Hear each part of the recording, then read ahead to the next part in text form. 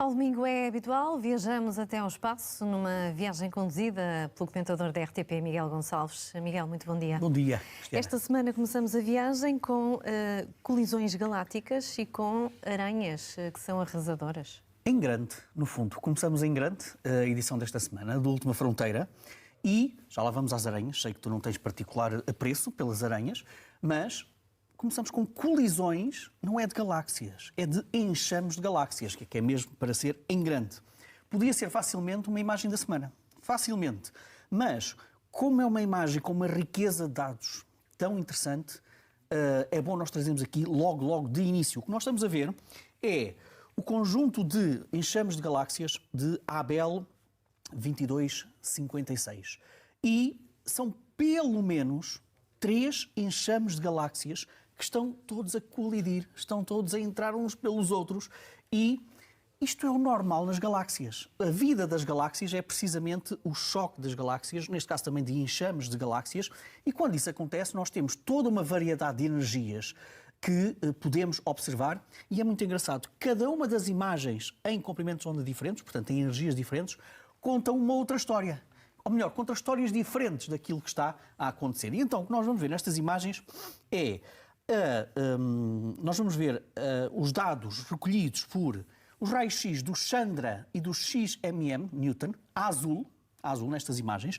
Depois, os dados de rádio, de comprimento de onda de rádio, por vários radiotelescópios terrestres, todos a vermelho, nas imagens que vamos ver. E depois, os dados no óptico, ou seja, com os nossos olhos, no visível, e os infravermelhos com as cores de branco e amarelo. E agora sim, o que é que querem dizer essas cores? O que é que elas denunciam? Olha, os raios-x são a segunda forma de energia mais poderosa do universo. Portanto, tem que ser sempre algo muito energético, muito quente. E o que é que há muito quente nos enxames de galáxias? É aquele gás que permeia as galáxias, que também choca quando as galáxias chocam, que aquece muito. E, portanto, nas imagens de raio-x, do Chandra e do XMM Newton, torna-se muito mais evidente precisamente essa dinâmica do gás aquecido por estas colisões. Depois dos raios-x, vamos para o comprimento de ondas do rádio.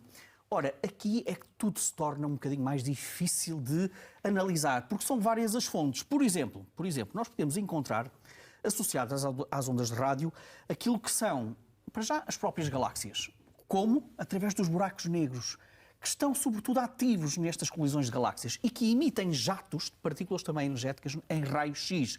E, portanto, essa é uma das fontes. As galáxias através dos seus próprios buracos negros, e que nós também vamos ver aqui nestas imagens. Depois, muito curioso, também no comprimento de onda do rádio nós vemos aquilo que se chamam estruturas filamentosas. São precisamente algo que parecem jatos,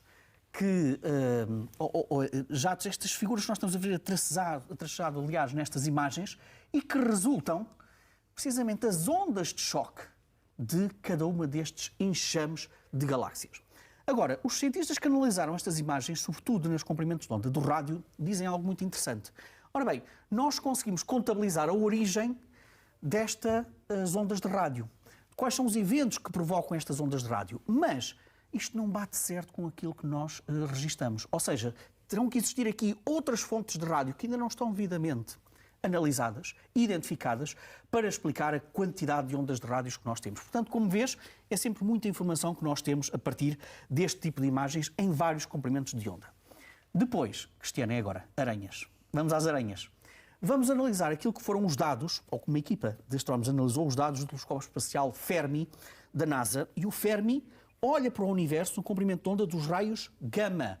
Há bocado dissemos que os raios-x são a segunda mais energética, os raios gama são a mais potente, a mais intensa fonte de energia do universo. Miguel, vamos já ter a oportunidade de desenvolver este tema, é que o Papa está de partida do Sudão do Sul, onde esteve em visita nos últimos dias. Neste momento corre a cerimónia de despedida no Aeroporto Internacional de Juba. O Papa Francisco presidiu esta manhã uma homilia, o último evento na viagem apostólica ao país. Recordo que o Papa foi nesta viagem um peregrino da paz.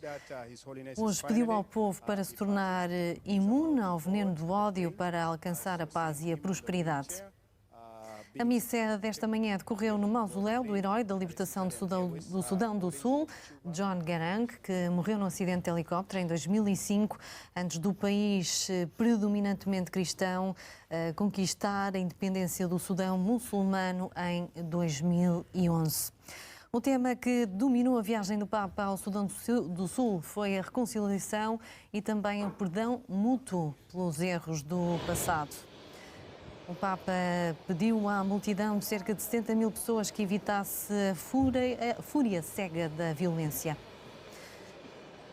Recordo que 2 anos após a independência, o Sudão do Sul mergulhou numa guerra civil que matou 400 mil pessoas. Apesar do Acordo de Paz de 2018, os combates continuaram a matar e a deslocar um grande número de civis.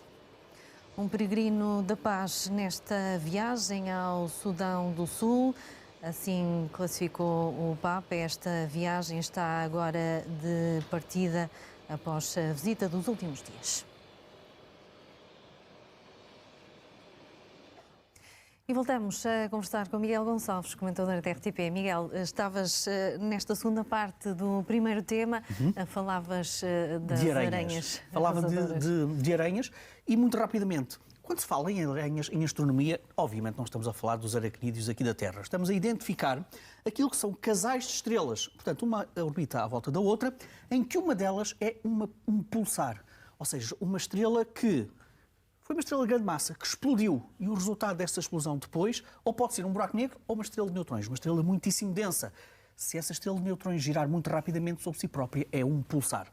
E então, quando nós temos um sistema em que um deles é um pulsar e a outra companheira pode ser, por exemplo, uma estrela com apenas 5% da massa do Sol, então, olha, estamos perante um pulsar de uma estrela, ou melhor, estamos perante um sistema de uma viúva negra, uma homenagem precisamente às viúvas negras aranhas. Se porventura a outra estrela tiver entre 10 a 15% da massa do Sol, então estamos a falar das aranhas, sistemas de aranhas de lista vermelha. É para tu veres como os astrónomos têm humor nestas questões. Qual é então o dado desta observação? Pela primeira vez conseguimos encontrar uma companheira a eclipsar precisamente o nosso amigo pulsar. Ou seja, esta estrela companheira a passar à frente do pulsar. Quando isso acontece, aquela emissão de raios gama muito energética do pulsar cai, como é óbvio, passou à frente, mas para teres uma pequena ideia da precisão destas investigações. O que foi medido neste estudo do Fermi foi um declínio, uma queda de apenas de 15 fotões entre os milhares que recebe este tipo de sistemas, 15 fotões, e que permitiu perceber então o eclipse do pulsar. Porquê é que isto é importante? Porque permite-nos, por exemplo, perceber a massa do pulsar, a massa da companheira, se o sistema está inclinado ou não. E gostaria também de lembrar o seguinte: o que há de mais vulgar nas estrelas que nós até vemos no céu são estrelas binárias, ou com 3 estrelas, ou com 4 estrelas. E, portanto, perceber como as estrelas interagem entre si é também um tópico muito importante em astronomia. Avançamos com mais dúvidas e também temos certezas sobre a gênese de Mercúrio e as entranhas da Lua de Plutão, Caronte. Muito bem, vamos então primeiro a Mercúrio. E Mercúrio é muito interessante porque tem um mistério no seu interior, Cristiana. Tem um núcleo de ferro que é muitíssimo largo, muito grande. E isso não combina muito bem com aquilo que são os nossos modelos que tentam explicar a formação dos planetas terrestres. Nós tentamos sempre aprimorar estes nossos modelos com supercomputadores, com mais conhecimentos sobre o próprio Sistema Solar, e quando olhamos para o que os computadores nos dizem sobre como é que se formaram os planetas terrestres, Mercúrio, Vênus, Terra e Marte, eles não acertam totalmente na massa de todos os planetas. Isso é curioso. Mas em Mercúrio o caso é mais estranho. É que os modelos não conseguem perceber como é que um núcleo de ferro tão grande não deu origem também a um manto e uma superfície igualmente grande. Não, é que Mercúrio é muito ao nível do seu núcleo de ferro, cerca de 70%. E, portanto, esta nova simulação diz-nos o quê? Eventualmente, quem tem a culpa disto tudo são os planetas gigantes. Nós temos cada vez mais certezas que Júpiter não ficou quietinho no sítio onde nós o conhecemos presentemente, portanto, ali entre Marte e Saturno. Não. Nos primeiros tempos do Sistema Solar, Júpiter fez aquilo que se chama uma migração para dentro, para mais próximo do Sol, e com isso agitou todo aquele estoque de material que constitui a formação dos planetas, os planetesimais, as rochas que colidem, que dão origem a planetas. E, portanto, diz este estudo que quando Júpiter veio para cá, mais próximo do Sol, agitou de tal maneira que Mercúrio só teve disponível, só teve tempo para formar, no fundo, aquela grande núcleo de ferro. E, portanto, temos aqui uma eventual explicação para o núcleo grande de ferro. Mas temos aqui outro problema, Cristiana. É que este modelo que acerta na massa do núcleo de ferro, no diâmetro do núcleo de ferro, diz que, mesmo assim, não conseguimos explicar como é que Mercúrio não cresceu também muito no seu manto, muito na sua superfície. Mas cada vez mais temos esta certeza que a migração de Júpiter, que depois regressou ao seu lugar que nós hoje conhecemos pelo aparecimento de Saturno, teve algo a ver com tudo isto. Um salto muito rápido para Caronte. Caronte é uma lua de Plutão. Plutão tem 5 luas. E Caronte é muito curioso, porque tem cerca de metade do diâmetro de Plutão. É um caso único no nosso sistema solar. Nós temos um planeta e uma lua com uma relação de metade no nível do seu diâmetro. Olhamos para esta imagem de Caronte, nos foi dada pela sonda New Horizons.